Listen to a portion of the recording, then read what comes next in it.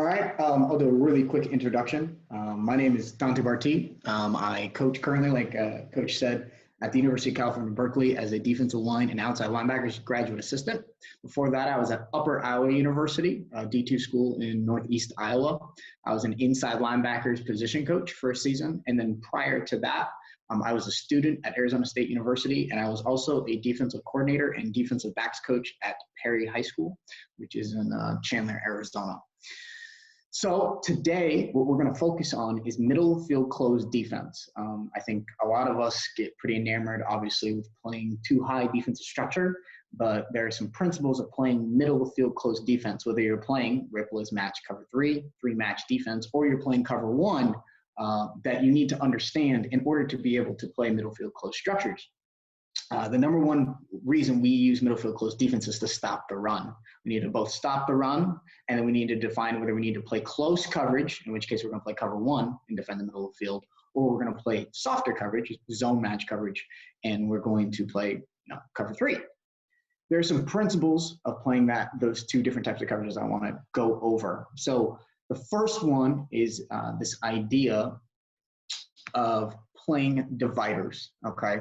So as a middle of the field defense, you're always going to be able to play with obviously a middle field safety. The middle field safety, as you can see with my screen, should be able to cover in high school from hash to hash, approximately from hash to hash, and it should be approximately 30 to 45 yards down the field, right? We start a middle field safety at about 15 yards in the middle of the field, right? Obviously, pre-snap alignment can change for disguise, but post-snap, they need to be at least 15 yards in the middle of the field in a fast pedal. The reason we do this is because they got to have enough vertical space, right? They need to be deep enough that they can handle going from hash to hash. Too many times what happens is you align at 10 yards or 12 yards, and then you have them like shuffle out instead of getting in a pedal, and they end up too shallow, and they can't help play proper divider rules. And so that's why we play with so much depth, so they can play at negative angles top down, okay? The next thing we're going to talk about, whether I'm playing cover three or I'm playing, whether we're playing cover three or we're playing cover one, is this idea of playing with dividers, okay? So what are dividers? Dividers are imaginary lines that go down the field, okay, that define if the middle field safety can help us. So define whether the middle field safety can help us. So we're going to show you what dividers look right here, okay? What dividers do for us is dividers tell us where we have our help and where we don't have our help, okay? So our divider rule is what we say 5-1 bottom. We use a 5-1 bottom rule, okay? So this is what it means.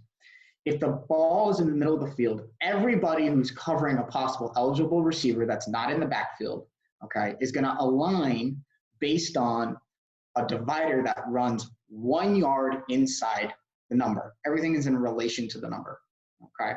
So on both sides of the defense, whether I'm a corner or a safety or a linebacker, if there's a receiver that's not in the backfield, okay, that's whether it's a Y in the core, a split receiver in the slot, or a number one receiver, I'm going to align based on this divider, 1 yard based if the ball's in the middle of the field. If the ball's on a hash and the ball's on the near hash, I'm using the bottom rule. So the bottom of the number is my divider. So I'm going to align inside or outside that receiver based on the divider. If that receiver is inside the divider, I'm going to line up outside. If the receiver is outside the divider, I'm going to line up inside. Okay, this is a conceptual way so the kids understand how to align themselves both pre-snap and post-snap in relation to middle field safety. If the receiver is on the far hash, our divider is 5 yards inside the number. There's a reason we use the term 5 and not say in between the hash and the number, because if you're in college, if you're in NFL, and if you're in high school, the hashes aren't the same, but the dimensions of the field are the same. So we want to make sure we have it understanding the relationship between where the numbers and the hash are, because they move succinctly, right? Like as we do geometry, as the number moves in the NFL, so does the hash, et cetera, et cetera. So we always say 5 yards so they have an understanding or a frame of reference as to where to align. Because if you're in a high school, like you're in a high school and you go play on a college field for a state championship game, you don't want to have to tell them different divider rules, okay? So next thing we're going to talk about here, the next thing we're going to talk about is playing proper position maintenance based on divider. Position maintenance based on the divider, okay? Our position maintenance, this is how we define position maintenance, is both our pre and post-snap positioning in relation to the receiver based on our divider. Our pre and post-snap positioning in relation to the receiver based on the divider. So our divider rule is 5-1 bottom. If the receiver is inside of the divider, we will play outside and low shoulder, outside trail. If the receiver is outside the divider, we're going to play inside and on top. Because if the receiver runs outside the divider, we do not have help from middle field safety anymore. So we have to play on top with our position maintenance on the receiver. If the receiver is inside the divider, we now have help from the middle of the field safety. We don't want to double cover the guy in the same space, talking about spacing like we were before. So I'm going to play low shoulder or in the trail positioning. So we have both the vertical and horizontal positioning that we play in relation to the receiver based on the divider. That is called our position maintenance. This is day one teaching progression for any defensive back, linebacker, or possibly defensive end, depending on what type of defensive structure you're playing, that has the possibility of playing a receiver that's detached from the formation. That's not directly in the backfield, okay? Not directly in the backfield. So we get everybody in the same room and we teach them the principle of the coverage. And then all we do is plug and play who goes where in the coverage. That's proper teaching methodology. When you talk about playing cover 3, right, you teach the areas of the field and how they relate to receivers based on pattern distribution. And then you say, if this guy's in the hook, he's playing the hook. This guy's in the curl, he's playing the curl. But the curl and the hook and the flats don't change the way in which you play them, okay? Conceptually. So as we move along here, we're going to talk, here's a little diagram for us, about proper position maintenance. I tend to break down categorically, I tend to break down our vertical positioning into 4 categories instead of 2 categories, okay? Instead of just saying I want to be on top or in the trail of a receiver, I say I either need to be on top, top shoulder, in the trail, or low shoulder. So that defines how much space we have between a receiver. If I'm on top of a receiver, I have a cushion of about 1 by 1 on top and inside, on top and outside of that receiver. I have some form of cushion. Usually it's 1 by 1 to 2 by 2. If I am top shoulder, I have an elbow break length distance away. I can touch him. I can feel him as a defensive back, as a guy covering that receiver. I'm playing closer coverage. Same thing when I'm in the trail. If I'm playing in the trail, I am in a 1 by 1 to 2 by 2 box in relation to that receiver.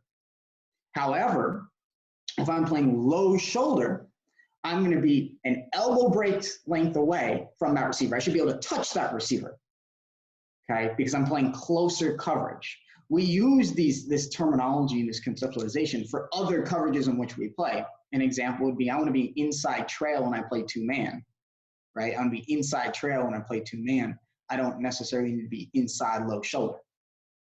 Okay, so our vertical and horizontal positioning based on the receiver. So next, I want to discuss, using our proper position maintenance in relation to the divider, I want to discuss how we play my favorite coverage in ball, which is cover 1. Okay, cover 1 we define as man free with a rat in the hole. Man free with a rat in the hole. It's man match defense. Man match defense, not straight man to man. The reason is we're going to use the rat in the hole to match the pattern. Okay, close coverage defense. We're going to use our dividers, our 5-1 bottom rules, and proper position maintenance based on the divider for anybody covering a receiver on the field. Okay, we're going to play close coverage because we're playing a man match. When we play man free rat and hole, okay, our Will and our Mike backer, whoever our interior players are, always play what I call a fiddle on the back. A fiddle is a 2-on-1. A fiddle is a 2-on-1. A funnel is a 3-on-2. A funnel is a 3-on-2. Okay, so we're playing a fiddle on the back. Our our defensive backs in this scenario are going to match up with the receivers. You can play both matchup and non-matchup principles when you play cover one. Why do you do this? Tempo. If I'm playing a tempo team, I can't play matchup defense, right? But if I'm playing a non-tempo team, I want to play as much matchup as possible. When I mean matchup, I mean I want to match speed with speed. My fast guys, I want to have to cover their fast guys. Their slow guys, I want to cover their slow guys, et cetera, et cetera. Okay, and so you always, in my opinion, in middle field close principles, want to have two ways to match up to people: play matchup defense and play non-matchup defense. Okay, so here are the rules to play man free route and hole. The will and the mic are going to play the fiddle, the 2-on-1. Whoever has the back is determined by which side the back goes post snap. That player will go green dog or hug rush the back. He'll take the back man to man. The other backer will become the rat in the hole. The rat in the hole. He will scan back and forth across the field for shallow crossers. I'll talk about the eye control in a moment of how we play the rat and hole. Okay. Any defensive back, anybody covering a receiver on the field knows I have that receiver man to man unless he runs shallow. If he runs shallow, I'm going to say rat, rat, rat. That tells the rat that he's going to cut off, take man to man, the crosser, the shallow crosser. Then whoever the receiver was that had the DB, that DB who had the receiver who was the shallow, will robot, which means roll and run to find the drag or dig, to become the new rat. I'm going to draw this up in a moment. So with these principles of defense, we all know how to play middle field close coverage because we know how to play proper dividers with proper position maintenance. We all learn how to be the rat in the hole because any of us could have to play the rat in the hole, okay? And we all learn how to cut crossers. So the nice thing is about playing man-free rat and hole is everybody learns the same principles of defense, So you can plug and play who you need to play each spot on the field in terms of teaching methodology, okay? So I'm going to give you now an example. I'm going to draw on the whiteboard an example of playing man-free rat and hole.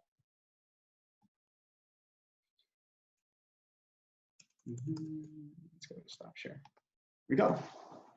So, using the whiteboard here, we see we're playing man-free rat and hole. We decide to play matchup defense. Black and the fiddle, right? We're playing the fiddle on the back. Let's say the black comes up to block. The Mike will hug rush the back. He has a man-to-man. The will become the rat. He's going to scan across the field using our rat rules in order to look for shallow crossers. Okay, we have him drop straight back over the quarterback or over the center. He's going to be anywhere between 5 to 8 yards. You need him shallow. You don't want depth with the rat and hole because he has to be able to cut the shallow crossers. The more depth he has, the harder it's going to be. Okay, we have him cut the 3 receiver side first. If it's a 2-by-2 formation, we count the back as the 3 receiver side. So all that means is my eye control will scan to the 3 receiver side, back to the 2 receiver side, and then back to the QB. 3 receiver side, 2 receiver side, back to the QB, okay? If a shallow comes, let's say it comes here from the strong safety side, that strong safety will say rat, rat, rat. That alerts the rat there's a shallow crosser coming. The rat in the hole will say cut, cut, cut, which tells him I have cut the crosser. I will cut the crosser off and take him man to man. The rat now, or the person who said rat, now becomes the rat in the hole. He will robot, which tells us to roll and run to find the drag or dig, and become the rat. So what we've done here is the main principle of playing single high defense. When the offense makes 3 levels, we have to make 3 levels. And we pretty much reiterate that every single day. Whether I'm playing 3 match coverage or I'm playing cover 1, when the offense makes 3 levels, we're gonna make 3 levels. The only difference is, are we doing it with zone integrity or are we doing it playing man-to-man, close coverage? That differentiates playing man match and zone match defense. So once the kids understand the principles of the coverage, it becomes really easy because I know no matter who I am, I got my particular guy playing proper divider leverage. And if he runs shallow, we're going to use our rat rules. We're going to use our rat rules. Okay. Now, one of the things we like to do, okay, one of the things we like to do is how do we handle two-back style formations when playing man-free rat in the hole? When playing man-free rat in the hole. Okay. I will play either one key or one funnel. When we play one key, we're going to use the weak safety and the free safety to fiddle off of the Y, the second back. If the Y goes back across, the free safety is going to take and the weak safety is going to go to the middle. If the Y were to stay on the same side of the ball, the weak safety would come down and the free safety would go to the middle. Just like the fiddle between the Mike and the Will. We all play the same principles of defense. We're still playing man-free rat in the hole. So after the fiddle occurs, if you got your man, you have him unless he runs a shallow crosser. Okay? So those are just some of the basic principles of playing close coverage, whether you're playing man match or zone match, right? Playing middle of the field close defense with proper position maintenance based on dividers, okay? And then using close coverage and still being able to leverage shallow crossers, which is the hardest thing to defend when playing traditional man-to-man defense. That's why I like playing so much man-free rat and hole. I can deny the ball, handle shallow crossers, have enough guys to fit the run game, right? And teach everybody the same principles on the defense. That's it. Sweet. Dude, I could listen to that all night long, man. That's good stuff. So, let's see. No questions as of yet. If any pop up on there, I will pass them along, though. So, Coach, we appreciate it, man. Hopefully you stick around for a little while and hang out. Questions, let me know. All right. Sounds good.